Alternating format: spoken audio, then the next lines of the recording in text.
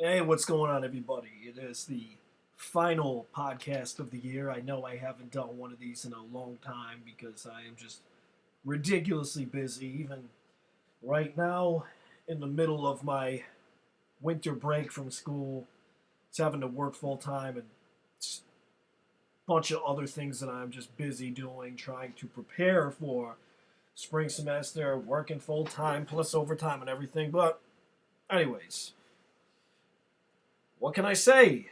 That was a real shitty end to a great season. And yes, I'm not one of those fans who's gonna sit here and flip out and say how it was a failure of a season, how it was a bad season because it didn't end the way we wanted to. It was a great season, especially when you consider where we were projected to be.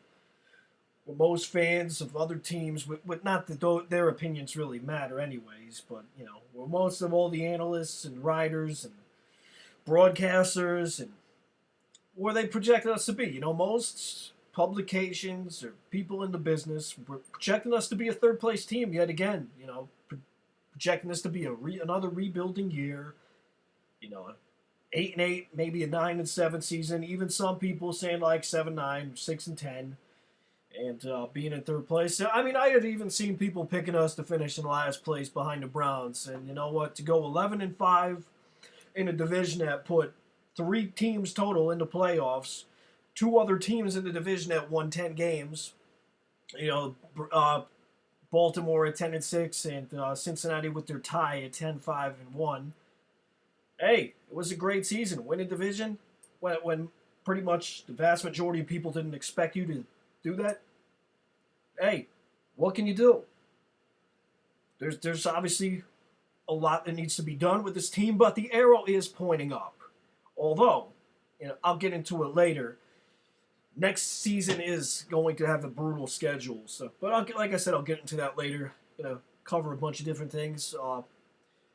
First off, congratulations to the Baltimore fans that I'm cool with. I posted a thing last night on Facebook, and you know who you are. I'm not going to name names because I'll be here forever. But your team clearly showed up. Ours didn't. I'm not going to sit here blaming the officiating, although I did have a lot of issues with the calls, but that's not why we lost the game. Your team was better prepared. Breaking down the game, it just came down to a few crucial points. They were able to protect their quarterback and give him a nice pocket, giving him plenty of time to throw and find the open man, and we weren't able to protect ours. Now, some of it was with Roethlisberger holding the ball too long. I agree with that. But at the same time, I'm not going to kill him for it because we know what he is. This was his 11th season. We know what kind of quarterback he is. You have to live with the bad as much as you live with the good. As much as we praise him for holding on to the ball and breaking out of a sack and then throwing a freaking touchdown 40 yards downfield to Antonio Brown or Martavis Bryant or whoever, you know what? You got to take the bad with it too. It happens, And our line did play great this year. I will give them credit for that. We did play a lot better than what we are used to. Mike Munchak, and I said it before the season started, that he was going to be one of the biggest off-season moves when all was said and done that we had. I think he was probably the best assistant coach signing that we've had in quite a long time, probably since we brought Dick LeBeau back for the 2004 season when we got rid of, what was his face, Tim Lewis. But it was a great season. Our coaching staff did a great job. And that's really the biggest thing. Losing that bothers me. I mean, look, in the Steelers' history, we were undefeated in the playoffs against division rivals. We were 9-0 against division rivals going back to the old AFC Central. We were 3-0 against the Houston Oilers. We were 3-0 against the Baltimore Ravens. We were 2-0 against the Cleveland Browns, and then we were 1-0 against the Bengals. You know what? It was bound to happen. You know what? Big deal. There's a first time for everything. They won. We're 3-1 against them in the playoffs. They waited a long time. They waited since after the 2001 season when we beat them in the divisional round when Cordell Stewart and Elvis Gerbach were the quarterbacks in that game. They waited a long time. They've been talking about this for years. So, you know what? Let them have their little fun. But yeah, I'm not gonna flip out over this one game. Now, obviously, we played poorly. There were some coaching decisions that were bad. It was just it more came down to just lack of execution. Personally, me, I think play calling is always an overrated aspect of the game.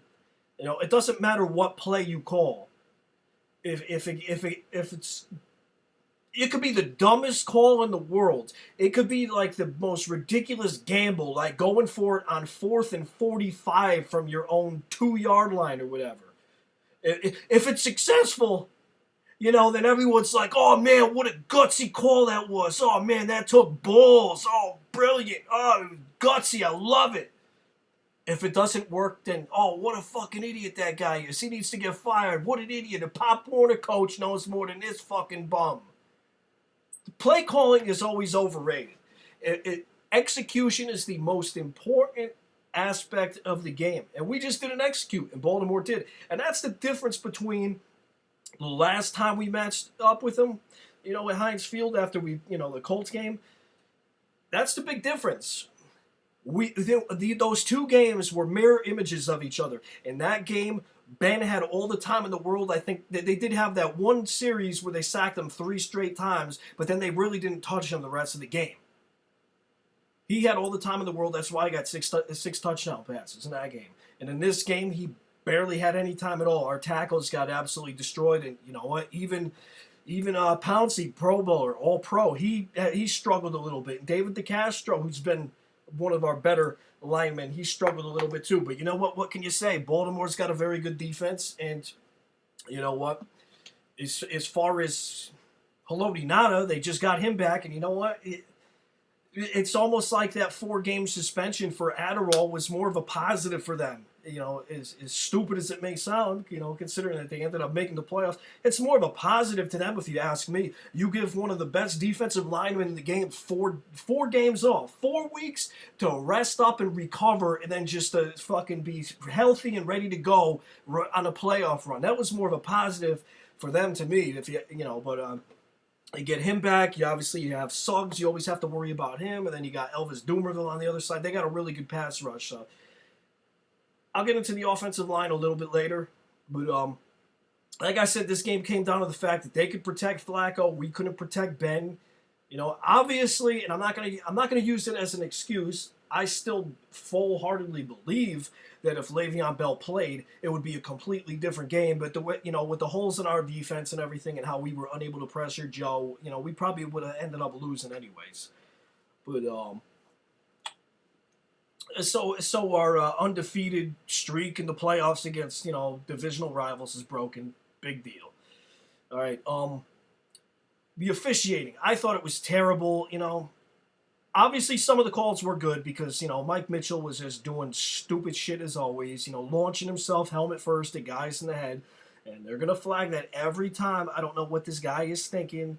You know, there's something wrong with him, and I'm going to get into everything later by position, but I'm just not a big fan of his. I'm not even a little fan of his. I just don't like the guy at all. I think he's an idiot both on and off the field, the way he tells fans to kill themselves on Twitter or whatever. Enough talking about him right now. Our offense, it was kind of a microcosm of the things that we had this year. You know what? We did have a great offense this year, you know. Roethlisberger putting up record numbers. He tied his career touchdown high. He was tied, you know, for 32 touchdowns. He had only 9 interceptions, completed 67.1% of his passes, whatever it was. It was over 67%. You know, he had 103 passer rating, 4,952 yards, tied with Drew Brees for the most in the league. He did not have a good game, but I'm not going to kill him, you know. And that's another thing about this. More than losing to a division rival that I hate, and the fact that our season is over, more than anything, it's just that, you know, the idiot faction of this fan base, the spoiled, rotten morons who have this sense of entitlement like it's our birthright to go to the fucking Super Bowl and win 100-0 every single year and have like 8 billion rings. They're back out fucking talking shit about our coaches and you know, franchise players who had great years because they had one bad game in a team loss that you cannot blame on one person. They're back out after being silent the last month. You know, early in the year when the team was struggling. It was the same thing as last year. Oh, fire Tomlin, he's terrible. He only won with Cowher's team. I can't stand Tomlin. Got going down there to Heinz Field. I can't stand that Tomlin. I want to get rid of him. Todd Haley, get rid of him. Can't stand these freaking clowns. You think you people would appreciate an 11-5 season after being 8-8 the last 2 years and having somewhat of a glum outlook, But no, people got to always expect a Super Bowl every year. What is Mike? I would just like to know, what does Mike Tomlin have to do to win people over? I mean, the guy is off to the best win-loss start in franchise history. Yes, even better than Chuck Noll. Now, granted, Chuck Noll took over the team when it was just absolutely god-awful and turned him into a 4-time champion, but still, in the regular season, Mike Tomlin's been very good. He hasn't had a losing season yet. Okay? He's been 8-8 twice. And then 9-7 once. Those are the only times he missed the playoffs. Now, some of those were because we lost games to bad teams, and I don't like that either, but let's be fair, Defensively, there's a lot of holes. I still believe that I don't believe for 1 second that Dick LeBeau has lost it as a play caller. I just think that personnel-wise, particularly in the secondary, we're lacking a lot. I mean, I hate to say it. I really hate to say it because the guy's a legend, but I really think it's time that Polamalu retires. And I know a lot of the guys on the team didn't like how fans were saying how the team performed better when Troy wasn't out there, but they really did. He just doesn't have it anymore, and it sucks because the guy's a legend. He's a first ballot Hall of Famer. He's one of the best safeties who ever played the game, but nobody stays great forever. And that also goes with Ike Taylor. Ike Taylor, it just looks lost out there too. And I know we did get some good play out of Harrison and Kiesel, but we really got to start to get younger on this defense. And I really think that it's time to move on from these guys. It sucks because they did a lot for this team and they're freaking legends, but you just got to move on. It's just the name of the game. Nobody plays great forever in any sport. But and obviously, Kiesel and Harrison were brought in for depth issues because of injuries, and they did fill in nicely. But we do have some young blood in there that I think that can perform.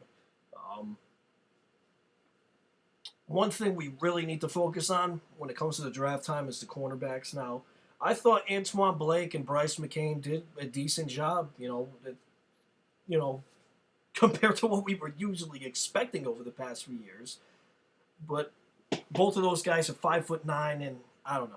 We really do need to go at least get one solid corner in the draft and go after somebody because it's been brought up a billion times. We haven't drafted a corner in the first round since Chad Scott in 1997.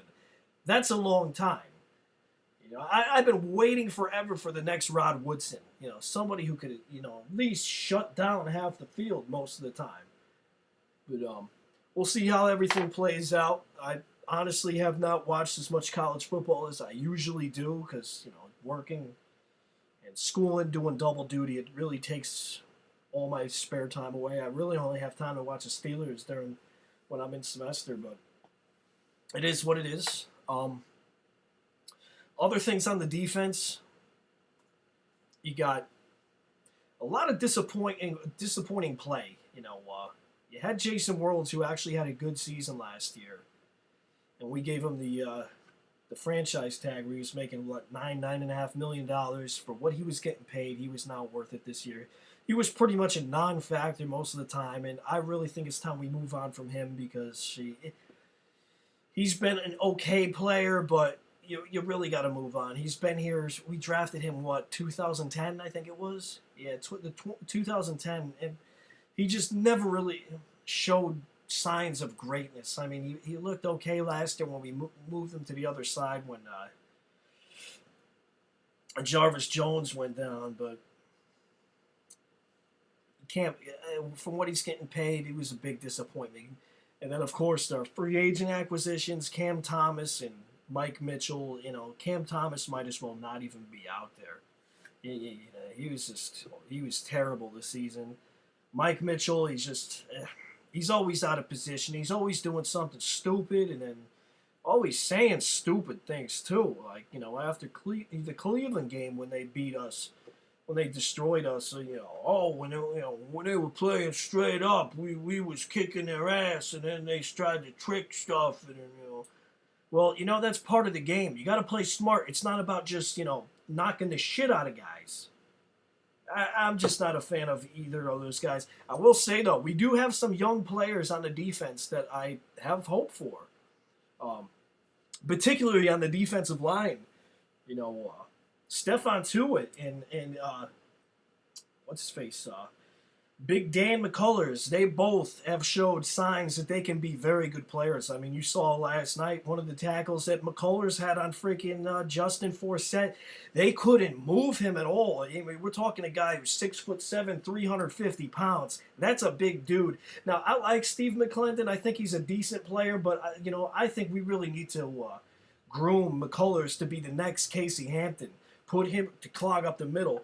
We've already got a really good defensive lineman who I think is very underrated in Cam Hayward. And he's definitely our best lineman. But I think these young guys, if Cam Thomas, excuse me, sorry, I'm getting a little distracted here. I'm watching the Lions and Cowboys game here. If you could get Dan McCullers and Stephon Tuitt, they could progress, learn the system more, and just really build up in the offseason, get their workouts and everything. I think those two guys can be really good because when they were in there, they showed a lot of promise. What else we got here? What can you say? On the defense, though, I will say, obviously other than Cam Hayward, definitely the best defensive player we have is Lawrence Timmons. He should have been in the Pro Bowl years ago, if you ask me. 2010, when Troy won Defensive Player of the Year, I thought the whole season that Timmons was really neck and neck with Troy as our best defensive player, more than Harrison or Woodley or anybody on that team. He was really good that year. Glad to see him finally make the Pro Bowl and get some recognition. Regardless of the problems that we had in the personnel department on the defense, I thought Dick LeBeau really did a good job, getting this defense to play better late in the year. But I think part of the problem in this game yesterday was, like I said, I hate to say it because I love the guy. He's one of my favorite players of all time, but Polamalu is just not the same guy anymore. And I really think it's time for him to retire because you don't want to see a great player not really ruin their legacy, but kind of hurt it a little bit by just hanging on too long. And then just, ruining the good memories that you have of them being just a dominant player. But enough of the defense. We already know what needs to be done. We really need to work on that secondary, particularly at cornerback. I think our front seven can be all right if, Jarvis Jones and Ryan Shazier, who that's another thing. People want to give up on these guys too early. Give them time. I mean, you look at some of these other guys that we've had on the team. Granted, it's a different position, but, future Hall of Famer, Alan Faneca, left guard, he didn't really turn into a great player until his third season, So you got to really give him time. And speaking of Faneca, talking about the offensive line, now they did play bad last night, I will say that. But I think in the middle, I think we're pretty much set. For the most part. Definitely Pouncey, he was all pro this year. He didn't have the best game last night, but they all were everybody was confused. Baltimore's defense, they were able to, disguise their packages. And, there was that one play, who was coming in on the freaking blitz, where freaking, it was either Ramon Foster or Kelvin Beachum that were just standing out there, and he just fucking ran right around him. I'm not going back to rewatch the game. It sucked too much as it is, and I'm rambling on all these different topics, but I think Mike Munchak did a really good job with this offensive line. They've played a lot better than what we're used to seeing in the past. Now, a lot of the sacks they give up is Ben holding onto the ball too long, but, it's not like the old days, 2008, 2009, where We're giving up 49, 50 sacks a year. I think it was like 31. It might have been 33 or something like that. I have to go back and look at the numbers. But I thought Munchak did a really good job. I was really raving about that coaching signing when we got him because he was one of the best linemen who ever played. And he was a great offensive line coach for years with that franchise, with the Tennessee, and he was there back in the Houston Oilers days. But, I still think we need to look into getting we really need to look into a tackle because those edge rushers just really get around freaking. And that's one of the things that annoys me because we gave Marcus Gilbert that freaking contract extension, and I've never been a big Gilbert fan. So we'll just see what it is. It's going to be a very interesting offseason. I think that there's going to be a lot of fan favorites and big names that are you're going to have to say bye-bye to. On the rest of the offense, we are set. I mean, Roethlisberger's obviously going to get his contract extended. He's going to get his new contract after the year he had. Now, it's probably going to hurt us in the cap, most likely, but that's why you have to have it backloaded because then you can always rip it up and then renegotiate later on. But, like I said, there's a lot of fan favorites that are going to have to be let go to create some room. I think Palmeau's going to be one of them, and he's just better off retiring. Harrison, he did have a pretty good year, considering the time he missed and everything, and how he was retired and came out. He got 6.5 sacks on the year, but it's time to move on. Sorry, I'm all over the place. You got a lot to talk about. It's already over 20 minutes, but what the hell was I going to say? Yeah, offensively, you can't. Other than they had a bad game yesterday, but what can you say? When you lose your best player, it's gonna affect you. It's gonna hurt you. We lost a guy who had over 2,200 yards from scrimmage and 11 total touchdowns, and who did not fumble the ball once all season. A guy who had 1,300 plus rushing yards at 4.7 yards per carry, and had another 59 receptions for 800 plus yards receiving and 3 touchdowns. At 8 touchdowns rushing. We're talking about one of the most balanced all around backs in the league. I think he's the best, most complete back in the league. He's got the power to grind it up the middle. He's got the speed to break it outside. He's patient. He's got excellent field vision, and the most underrated aspect is his pass protection, which was sorely missed last night. And his receiving skills, he's great. I mean, especially after the catch, he's one of the reasons why Ben had the season that he had, which in return also helped out Antonio Brown as well. It is not a coincidence that going back to last year, and when we started playing great down the second half of the season, when we finished 6-2 after that god-awful start, it's not a coincidence that came when we started playing Le'Veon Bell more and seeing what he can do on the football field. Because he's just a great football player. Forget just calling him a running back. He's a great football player. His absence was clearly felt, but no excuses. It's not why we lost the game. It was a team-wide loss. They should have been able to find a way to win, but they didn't. Now, I am glad that they didn't try and play him and screw his future up. And I'll take this loss gladly. The one thing I am happy about is that hit by Reggie Nelson did not cause any structural damage to his knee. We have to be so thankful for that because we have a guy who has all the ability in the world.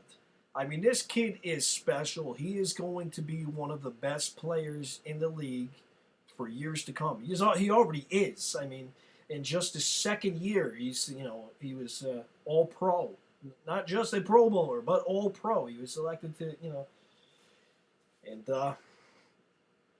I'm just so glad that his knee is all right. And you know what? That's the one thing that pissed me off about this game because the douchebag fucking. and not everybody, there's ones I'm cool with, but I saw on a lot of these forums, a lot of just fucking douchebag Baltimore fans laughing about it, mocking it, making your stupid little memes. You know what? You'll reap what you sow in fucking due time. And I'll be there to metaphorically kick your teeth in and piss in your goddamn mouth. Because people like you are just pieces of shit and I have no fucking respect for, and you'll never get a congratulatory fucking statement out of me if you're going to be like that. So, fuck off. But anyways, yeah, offensively they had a great year. Roethlisberger setting fucking franchise records for the single season, breaking his own records. Antonio Brown has every single season record of significance except yards per catch. But he's got the most receptions in a single season. He's got the most yards in a single season. He's got the most touchdowns in a single season. So he's an awesome player. Between him and Bell, we have two guys that can really be a cornerstone of this offense for the next decade. And Roethlisberger should be around for probably like another 3 to 5 years, maybe a little longer, but as long as he doesn't get hit like he used to. But I think we could get 5 years out of him. And that's another thing. You had people who wanted to remain quiet about Todd Haley over the past month. Now, some people still bash the guy, but when you look at what this offense did this year, now obviously some of it is due to the fact that points off of turnovers. You had William Gay tying the NFL record for most pick sixes in a single season with 3. Other than a couple times that he got torched, I have to give credit where it's due. He had a good year. Although I'm still not the biggest William Gay fan, but yeah, I apologize. I'm all over the place. Offense, defense, I'm freaking all over the place. But there's a lot to talk about, and I'm exhausted. Been a long day. But what the hell was I going to say? Oh, yeah. With the numbers this offense put up, the team has scored the most points in franchise history, breaking the record by the 79 Steelers. And this was only the third time that we scored over 400 points in a season. And the first time since 1995, the 60-Minute Men with Neil O'Donnell, Cordell Stewart, and those guys, Yancey Thigpen, Ernie Mills, Andre Hastings, Bam Morris, Eric Pegram, that team. So, the numbers that Brown, Bell, and Ben put up, and then, the emergence of Martavis Bryant as a rookie. He had, 8 touchdowns as a rookie? Something like that. He had, 5 in his first 3 games. I'm sorry. I'm not going to sit here bashing Todd Haley. Like I said, play calling is overrated. It doesn't matter what you call if you can't execute it. You could call the biggest piece of shit, worst design play in history. If you don't execute, it doesn't matter. You could call the best design play in the history of football at any level. If you don't execute, it doesn't matter. Like I said, you call the play and it works, it's brilliant. It doesn't work, oh, it was stupid. Like I said, I'm not going to sit here and bash the guy. And it's just funny. And it's the same thing with Mike Tomlin. I mean, Mike Tomlin has not had a losing season. He's got what? He had 71 wins before the beginning of this season. So he's got 82 wins in his career in 8 seasons. How could you sit here and complain about this guy? And you're talking about the glory days of Bill Cowher. I mean, come on. Through this point in their careers, and I've said this many times, Bill Cowher had 2 back-to-back losing seasons. He had 2 back-to-back losing seasons, 7-9 in 1998 and 6-10 in 1999. Mike Tomlin hasn't had one. Now, a lot of people like to say, oh, well, he won with Cowher's team. Well, you know what? Bill Cowher's early success was with some of them studs that he inherited from Chuck Noll. Rod Woodson, Hall of Famer. Dermontti Dawson, Hall of Famer. Greg Lloyd, great player. I've said it many times, this fan base has gotten ridiculously spoiled. It really has. I mean, because, and people want to, I've seen it on the Message Sports too when I'm listening to 93.7 The Fan on my freaking Kindle this morning, just lying around, exhausted. Listen to that, and you got idiots. Oh, well, Ben only shows up half the time. It's time to get rid of him and move on. We got to get a new quarterback. Do you people realize how hard it is to come across the guy who puts up numbers like that, who has won? You're talking about one of 4 quarterbacks in NFL history that has won 100 games in his first 150 starts.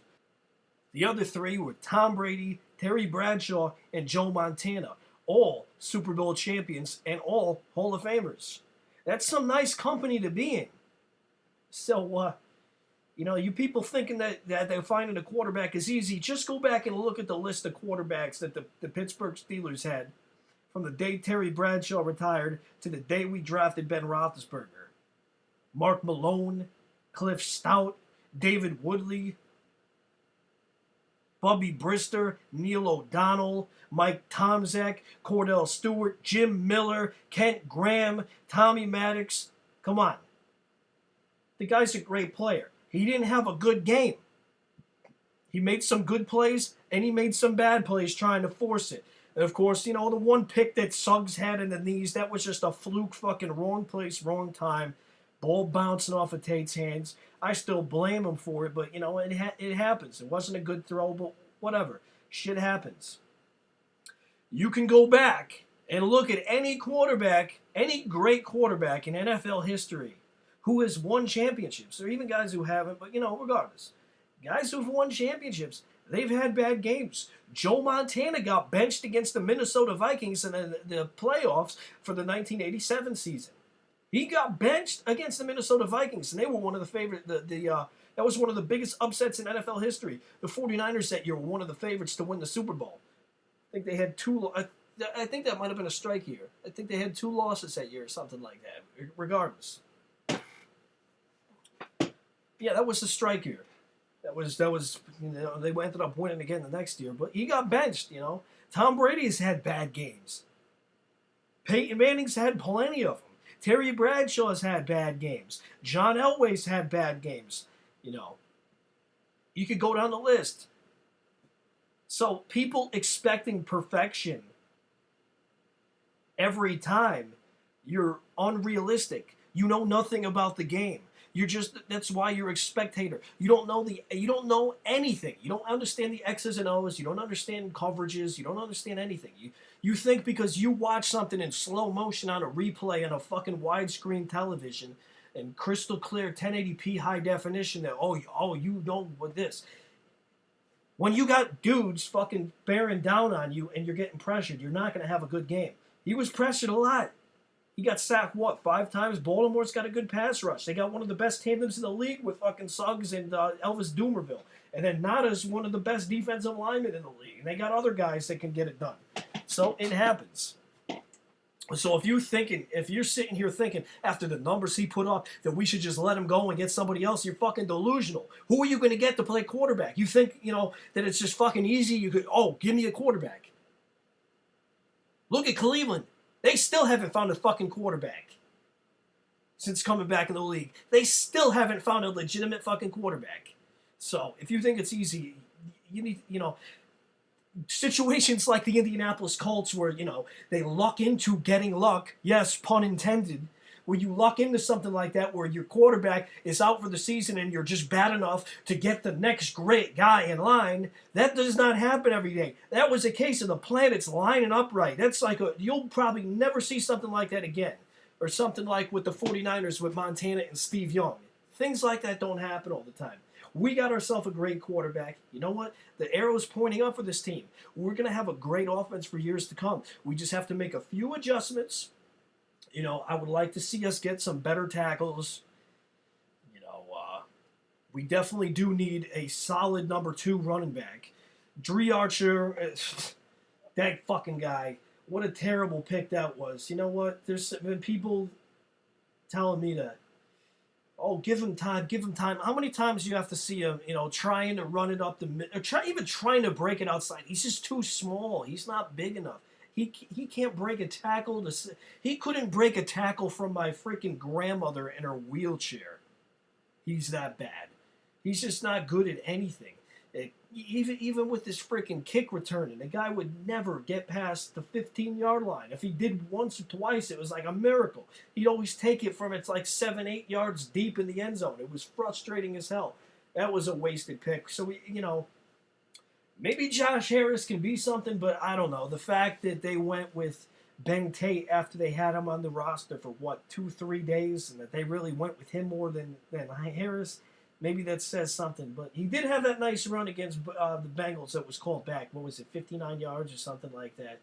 Or was called back on the hold, but we'll see. I still would like to see them pick somebody up. Oh, and by the way, fuck LeGarrette Blount. That guy could get his knee broken for a leg carry.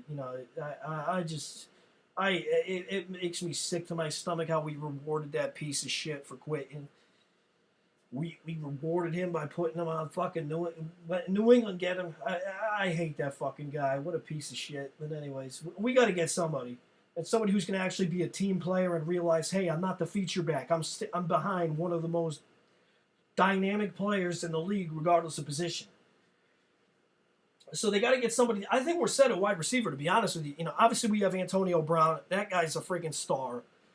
Martavis Bryant is a really nice compliment as a rookie. You still have Heath Miller, solid as ever at tight ends. Marcus Wheaton, he performed pretty well this year. He's getting better as time goes on. We're set at wide receiver. We just need a backup running back. Got to fix the line a little bit, but I think we're still going to have a really good offense. Defense is the primary concern, as we all know. Secondary primarily. The one thing I will say, though, the one thing I am going to say, while I do think the arrow is up and I do think we will have a legitimate contender within the next few years, don't be surprised if next year isn't so good. Because when you look at our schedule, it is brutal. I mean, on top of playing in what has been the best division in football this year with 3 teams in the playoffs, yeah, I know we lost. I know Cincinnati lost again, but you can't deny 3 teams with 10 wins or more. On top of that, particularly our road schedule, we have to go to Arrowhead to play the Chiefs. We got to go to San Diego. They're nothing to sneeze at. I know that they choked in the end, but we got to go to St. Louis. They have a very good defense. We have to go to Seattle. I mean, come on, really? That's not going to be fun, especially knowing how much they hate us out there and how loud that stadium can be. They're probably going to take the record back from Kansas City for the loudest crowd in fucking history in the world in a open air stadium by tenfold when we go in there. Because especially being that it'll be the 10-year anniversary of freaking Super Bowl 40, and then they still don't shut the fuck up about it. Then we gotta go to New England, and obviously we go to all the other teams in our division, and then we got Denver coming in to Pittsburgh. We got Oakland. Thankfully, that game's not out in the Coliseum because we always lose there. I haven't won a game out there since the '90s, but that game is at home, so we should win that. Arizona's coming in. They're a really good team. I expect them to go back to where they are when Carson Palmer gets healthy.